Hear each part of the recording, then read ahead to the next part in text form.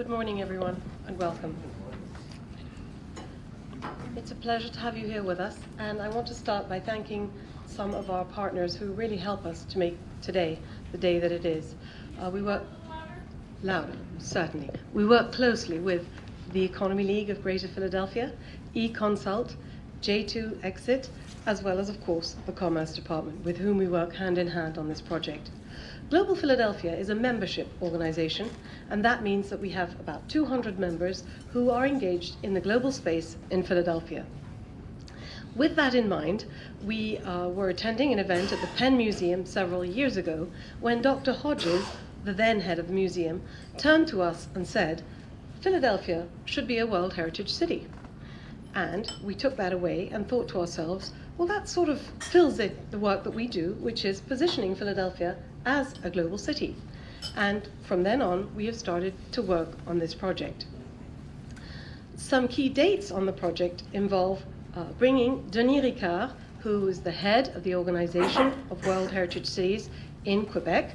He came to Philadelphia for a 2-day visit in March of 2014, and he was really impressed with our city. Of course, he visited Independence Hall, which is our World Heritage Site, but he also visited the Navy Yard and was truly amazed at the example of resilience, reuse, and reinvention that it represented.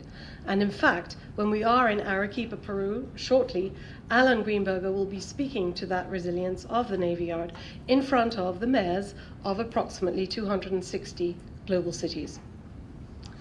In addition to that, we've also named a street World Heritage Way. You see here the sign for that, and this was done in September of 2014.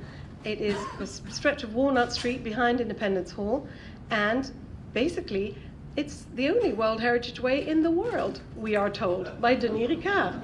So Philadelphia, another first.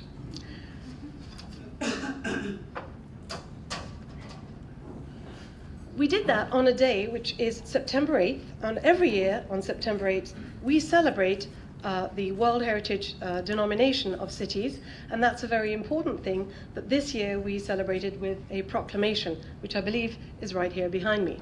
So next year, when Philadelphia is a World Heritage City for sure, we hope to do something even bigger. I want to talk to you a little bit about the fact that we've already started some of the knitting, what I like to call knitting, in terms of World Heritage Cities. Many folks that have been outlined to you this morning so far are, of course, global in their work. Barry Eisworth, for example, is our architect consultant, and he travels the world designing, among other things, international baccalaureate schools, that key global education component, which is very important to the World Heritage Initiative. So all of us have traveled to cities. John Smith was in Regensburg and a number of cities along the Danube this spring. I have been to Sintra, Portugal, where the board chair, you know how important they are, of World Heritage Cities sits. His name is Basilio Orta. And by the way, he's interested in Philadelphia because his city also has a chemical industry. And it's just outside of Porto in Portugal. Lisbon, excuse me. So this World Heritage City initiative has already started to unfold, and if you could have the next slide, please. I want to show you a special equation that we've come up with. First of all, at the top of the page, you see the collaboration that we are, because as Steve Tang once said, collaboration is in our DNA. We learned that in Toronto when we were at the Duplex and the Economy League, and I think it's a terrific phrase, and I think it really applies to the Philadelphia of today. Collaboration is in our DNA, and as you see, we work hand in glove with the Commerce Department, the City of Philadelphia, and Global Philadelphia Association. So the equation that you see here is UNESCO World Heritage designated site and the insignia of Independence Hall, which has been a site since 1979. It was one of the first actually to be designated.